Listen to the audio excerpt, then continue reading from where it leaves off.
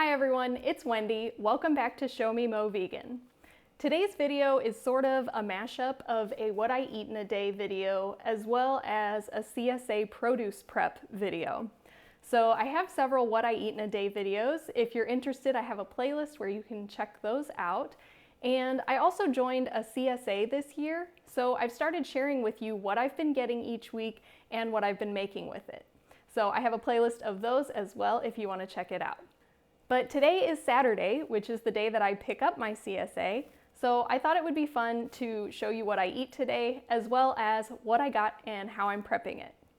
On most days, I usually do a little bit of yoga and then eat breakfast first thing, but on these days, I pick up my produce first. Sometimes I'll do a little extra grocery shopping, and then I like to get a head start on prepping all of that and washing all those veggies right when I get home.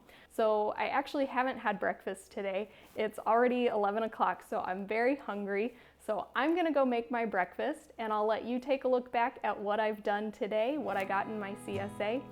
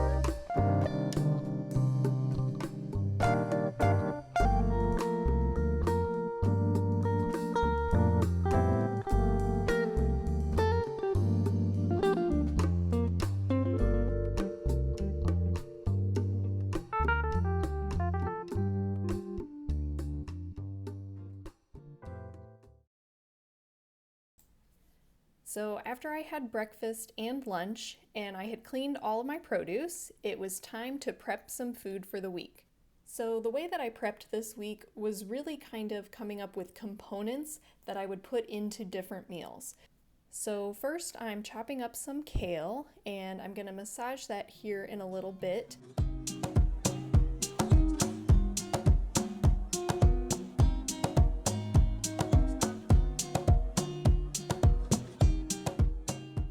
And then next I'm chopping up the beets that I got. And these are really beautiful beets. You can see the striped colors on the inside. I personally find that this variety of beet is not quite as sweet as your typical red beet, but they are still delicious. So I chopped those up and I'm gonna roast those to use later. And then I also went ahead and thinly sliced the carrots that I got in my CSA, and I'm gonna roast those along with the beets.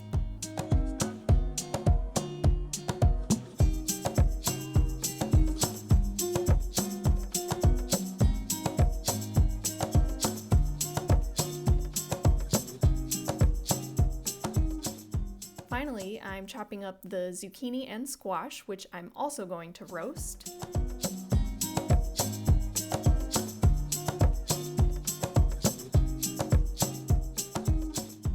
So I'll put these veggies in a 375-degree Fahrenheit oven and roast those for about 30 to 40 minutes. And here you can see I'm massaging the kale. All you do is literally squeeze the kale for several minutes until it starts to get very watery. This is breaking down the cell walls and it makes the kale a little easier to eat and to digest. It will also reduce in volume, just like when you cook kale. It won't be reduced quite as much as cooking, but it will reduce by about half. And then I'm shredding some cabbage to add to the kale, and then you can see there I have some of the purple scallions, and I'll thinly slice those to add as well.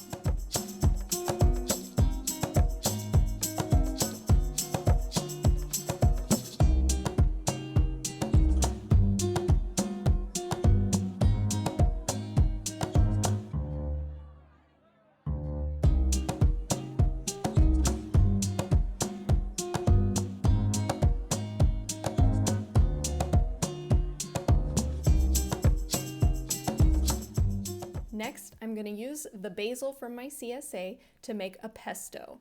So I'm tearing off the leaves and adding them to a food processor.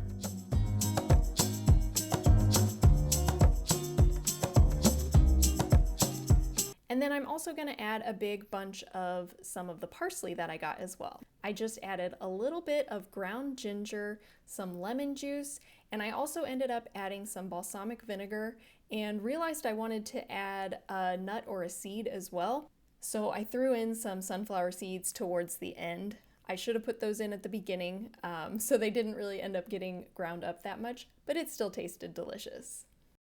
And then I added about half of that pesto to the kale, and then I reserved the rest to use later in the week. And then apparently I forgot to hit record on the camera when I was adding a dressing to the kale salad.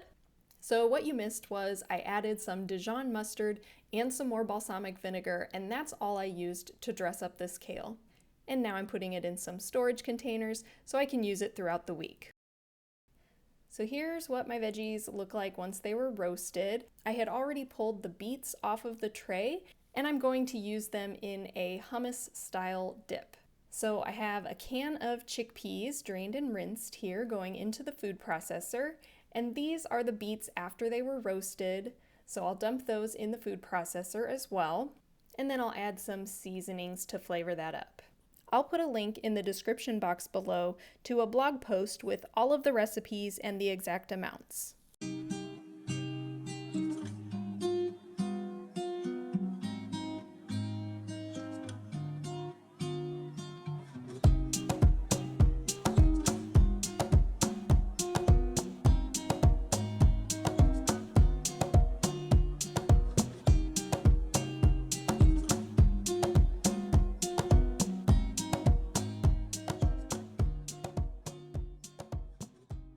So for my dinner this day, I took all of these components and put them together. Basically, this is kind of like a grain bowl or a Buddha bowl. Some people call them a nourish bowl. But I took a base of a whole grain, and for this one I'm using sorghum. So I cooked a big batch of sorghum in my Instant Pot. Last week I shared a video of how I cook whole grains in my Instant Pot, so be sure to check that out if you need tips on how to do that. I added that kale and cabbage salad on top of the sorghum, and then a big dollop of the beet hummus, and topped it off with those roasted squash and carrots.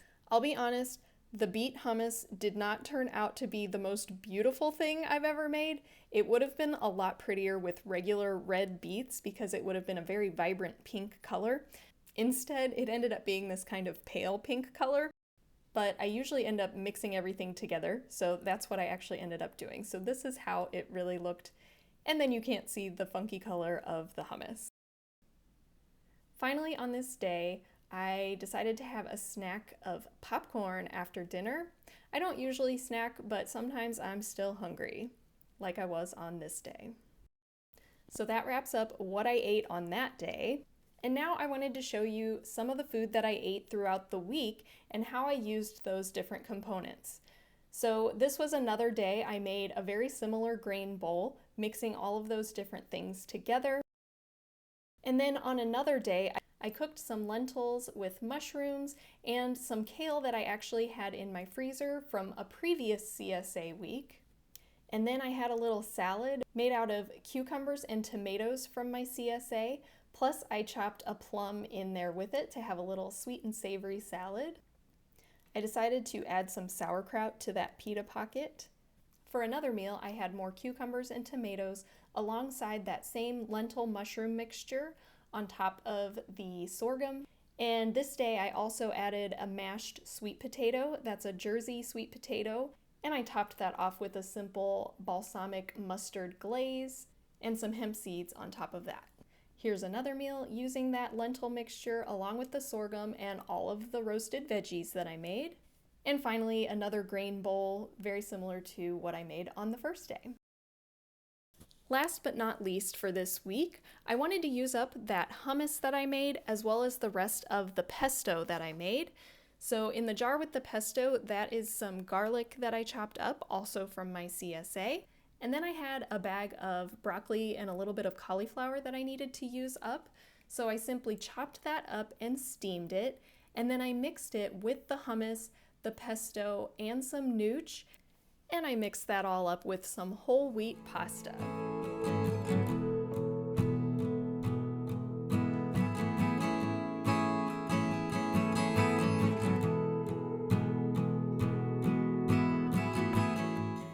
And that's what I ate this week, using up my CSA produce. I hope you enjoyed seeing how I mixed and matched to make different meals. If you have any questions, let me know in the comments or tell me how you like to use your CSA produce.